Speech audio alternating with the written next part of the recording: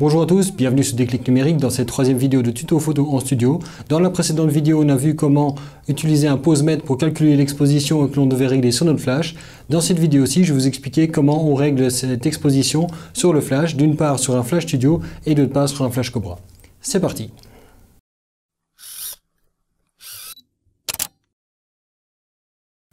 Alors globalement, quelles sont les différences que l'on peut avoir entre un flash Cobra et un flash studio?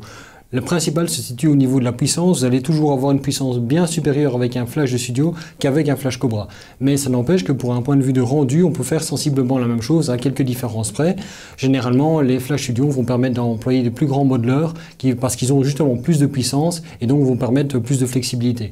En contrepartie, un flash Cobra a l'avantage d'être plus portatif puisque notamment vous avez les batteries qui sont intégrées dedans, tandis qu'un flash studio de ce genre-là doit être accordé à l'alimentation. Donc forcément, vous n'allez pas pouvoir vous trimballer facilement avec en extérieur. En tout cas, c'est possible, mais ça va demander d'avoir un système de batterie externe qui est encombrant et lourd à transporter. Pour l'utilisation en studio, les deux peuvent très bien fonctionner. Et du coup, moi, ce que je vais vous montrer ici, c'est comment vous allez pouvoir régler la puissance du flash en fonction de ce qui a été mesuré. Et pour ça, rien de mieux que de s'approcher un petit peu des flashs en eux-mêmes. Alors, quelle est la plus grosse différence entre un flash Cobra et un flash studio? Ça va être principalement la manière dont la puissance du flash va être indiquée. Généralement, sur un flash Cobra, vous allez avoir une échelle qui va vous indiquer une puissance allant de son maximum, exprimée en 1 pour 1, jusqu'à une valeur plus petite qui peut être de 1/64e, 1/128e, voire 1/256e pour ceux qui ont le plus de marge de valeur. Et donc, le principe va être de faire varier cette échelle-là pour définir la puissance. Sur un flash studio, vous avez généralement plutôt une indication avec un nombre, avec une décimale. Vous allez par exemple pouvoir sur ce flashy aller de 2 et de monter la valeur jusqu'à 6. Ça veut dire que la valeur qui est indiquée ici exprime simplement la puissance du flash. 2.0 étant la valeur minimale, 6.0 étant la valeur maximale. Dans un cas comme dans l'autre, c'est avec ça que l'on va devoir régler la puissance du flash. Ici, on va donc jouer sur le flash Cobra au niveau de l'échelle qui va de 1.1 à 1/128e. Tandis que sur un flash studio, vous allez plutôt avoir un nombre avec un ordre de grandeur qui ne veut pas dire grand-chose en soi, mais qui n'est pas tellement compliqué à comprendre pour autant. Sur un flash Cobra, on va en fait faire varier donc cette valeur-là. Ici, je suis à 1 pour 1, ça veut dire que je suis à la puissance maximale. Si je change cette valeur et que je me mets à 1 quart, par exemple, ça veut dire que le flash va donner un quart de sa puissance. Donc, chaque fois que je vais de 1 pour 1 à 1 demi, 1 quart, 1 huitième, 1 16e, etc., je vais en fait chaque fois diviser la puissance par 2. En fait, ça correspond à ce qu'on appelle un stop. Alors juste pour rappel, le fait d'augmenter d'un stop ou de réduire d'un stop, c'est le fait de doubler la quantité de lumière ou de réduire cette quantité de lumière par 2. Donc sur le flash Cobra, en fait, quand je dois changer la puissance, la seule chose qui me reste à faire, c'est d'aller dans les réglages et de faire varier cette puissance ici avec la molette. Alors soit vous avez une molette comme ici, soit ça peut être fait avec un déclencheur externe, mais en tout cas ici, je vais donc pouvoir régler la puissance généralement par tiers de stop, ce qui correspond également à ce qu'on trouve au niveau des réglages de l'appareil. Là où ça devient plus difficile, c'est parfois quand on emploie le flashmètre qui exprime les puissances en dixièmes de stop. Et donc, il va juste falloir faire une conversion entre dixièmes et des tiers. Donc, si vous êtes à 0,3 au niveau de la puissance en plus, vous allez augmenter d'un tiers ou diminuer d'un tiers suivant les besoins. Donc, prenons un exemple concret. Ici, mon flash, je l'ai arbitrairement réglé sur 1/64e de sa puissance. Mon but est d'obtenir une photo avec une bonne exposition à f11. Donc, qu'est-ce que je vais faire? Je vais régler mon pose-mètre, comme on l'a vu dans la précédente vidéo, sur la vitesse de synchro flash pour le réglage d'appareil. Et je vais mettre à ISO 100 parce que c'est ce que je veux au niveau du boîtier aussi. Et ensuite, ce que je vais faire, c'est déclencher le flash et de mesurer ce qui se passe. Donc ici, je me mets à une distance de longueur de bras, je vais garder ça comme principe de base. Je déclenche le pose-mètre, je fais un éclair de flash. Et là, mon appareil me dit qu'il a 5.6,5, donc 5.6 et un demi-stop. Or, je veux F11. Donc, pour arriver à F11, je vais devoir changer le réglage. Si je mets un demi-stop en plus, je serai à F8. Et donc, il me faut encore un stop complet en plus pour arriver à F11.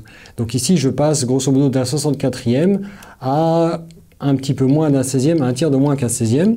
Et donc, je refais ma mesure d'exposition, je prends la mesure, je déclenche, et là, je suis à F11.5, j'ai un petit peu exagéré.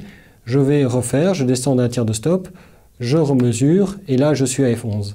Donc, en fait, ici, j'ai simplement changé la valeur du flash de manière à obtenir F11 sur le pose-mètre. Ce pose-mètre, quand il est utilisé avec un flash Cobra, il est possible de le régler en tiers de stop, ce qui facilite énormément la lecture.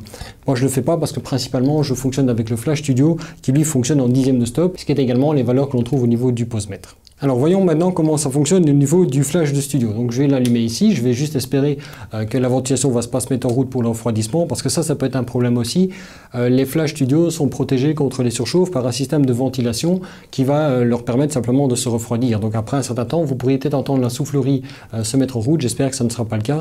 Si tel est le cas, tant pis, on devra faire avec. Donc ici, je vais simplement le mettre au départ sur sa valeur de puissance minimale. Voilà, je vais déclencher le flash pour qu'il purge son réglage. Et voilà, je suis maintenant à 2.0. Alors 2.0, c'est quoi? 2.0, c'est sa valeur de puissance minimale. Peu importe sa valeur, c'est pas ça qui est important. Ce qui est important de comprendre, c'est que quand je vais passer de 2.0 à 3.0, je vais augmenter d'un stop. Quand je vais passer de 3 à 4, je vais augmenter d'un stop. Quand je vais passer de 4 à 5, je vais augmenter un stop. Et de 5 à 6, je vais augmenter un stop. Donc ça veut dire que j'ai un jeu ici qui va de 2 à 6. Donc à 3, j'ai augmenté d'un stop. 4 un stop, 5 un stop, 6 un stop. Donc ça veut dire que je peux jouer sur 5 stops au total de puissance. Donc le principe de réglage du Flash Studio est identique à celui du Flash Cobra, si ce n'est qu'au lieu d'augmenter avec des fractions de la puissance, on va en fait utiliser ces nombres qui vont de 2, 3, 4, etc. suivant les modèles à un nombre maximum. Et chaque fois que vous augmentez d'une valeur complète, vous augmentez d'un stop. Chaque fois que vous réduisez d'une valeur complète, vous réduisez d'un stop. Donc ici par exemple, sa valeur est à 2. Et donc si je prends une mesure d'exposition ici, ça va être beaucoup plus puissant qu'avec le Flash Studio. Je prends la mesure, j'appuie, il me donne 16,4. Donc 16,4, c'est beaucoup plus puissant que ce que je peux faire avec un Flash Cobra. Mais je vais augmenter ici de 1 stop complet. Voilà, je passe à 3. Il a rechargé. Et maintenant, je vais reprendre la mesure. Et en théorie, je devrais mesurer une valeur d'un stop supérieur. Donc je prends la mesure. Je déclenche et je suis à 22.4. 22.4, c'est bien un stop de plus que 16.4. Si maintenant j'augmente encore d'un stop et que je reprends la même mesure, je suis à 32.4, sachant que 32 est bien un stop au-dessus de 22. Donc pour récapituler, le réglage d'un Flash Studio ou d'un Flash Cobra, c'est sensiblement la même chose. Ce qui change vraiment, c'est la manière dont la puissance est exprimée. Sur un Flash Cobra, vous allez avoir une fraction de la puissance qui est indiquée. Donc si j'ai 1 pour 1, ça veut dire qu'il a la puissance maximale. Si je veux enlever un stop, je vais aller sur un demi. Si je veux enlever encore un stop, je vais sur un quart. Même chose, si je pars d'un 16e par exemple et que je vais vers un 8e, ça veut dire que je vais donner 2 fois plus de lumière. Et donc en fait, je vais gagner un stop. Pour les flashs de studio qui indiquent donc les valeurs numériques avec une valeur à décimale, chaque valeur numérique pleine, donc par exemple 2,0, 3,0, 4,0, représente un stop. Pour augmenter d'un stop, je vais aller de 2,0 à 3,0. 2,1, 2,2, 2,3, c'est chaque fois un dixième de stop en plus que je vais pouvoir régler. Et donc par exemple ici, si sur mon flashmètre, je mesurais f8,3 et que j'ai besoin de f8, je vais simplement diminuer de 3 dixièmes ici. Par contre, au niveau du Flash Cobra, si je mesure f8,3 et que j'ai besoin d'f8, f8,3 c'est un tiers de stop de trop.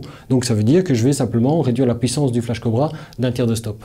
Donc finalement, retenez que sur un Flash Cobra, la puissance est exprimée en fractions. Chaque fois que vous divisez ou augmentez par 2, vous augmentez d'un stop, vous réduisez d'un stop. Sur un Flash Studio, elle est exprimée en nombre décimal. Quand vous augmentez d'une unité complète, vous doublez la quantité de lumière, donc vous augmentez d'un stop. Quand vous réduisez d'une unité complète, vous réduisez d'un stop, vous avez 2 fois moins de lumière qui est envoyée par le flash.